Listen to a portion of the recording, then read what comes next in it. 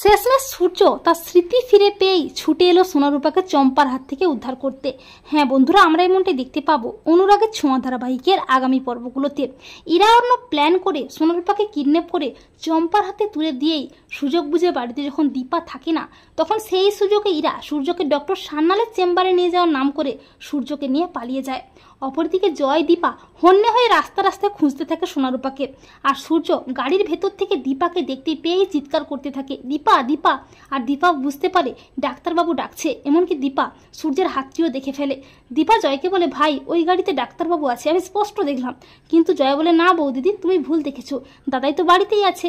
অপরদিকে সূর্য যখন চিৎকার চেঁচামেচি শুরু করে আর রাস্তায় পুলিশও দাঁড়িয়ে থাকে, তখন ইরা অর্ণব সূর্যকে ঘুমের ইঞ্জেকশন দিয়ে দেয়। অপরদিকে দীপা শেষমেশ চম্পা ডেরায় পৌঁছে যায়, সোনারূপার খোঁজ পায়।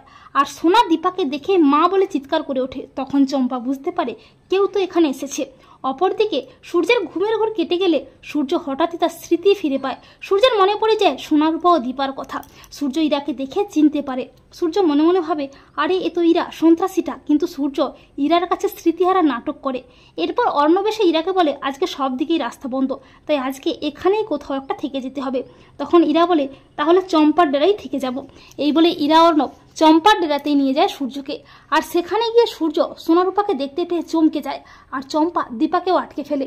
সূর্য মনে মনে ভাবে, সোনামা রূপামা তোমাদের কিচ্ছু হবে না, আর দীপারও কোনো ক্ষতি হতে দেব না। এই সন্ত্রাসীদের কবল থেকে যেভাবেই হোক তোমাদের উদ্ধার করবই।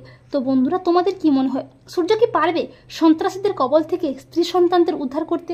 কমেন্ট করে জানিয়ে দাও তোমাদের মতামতটি।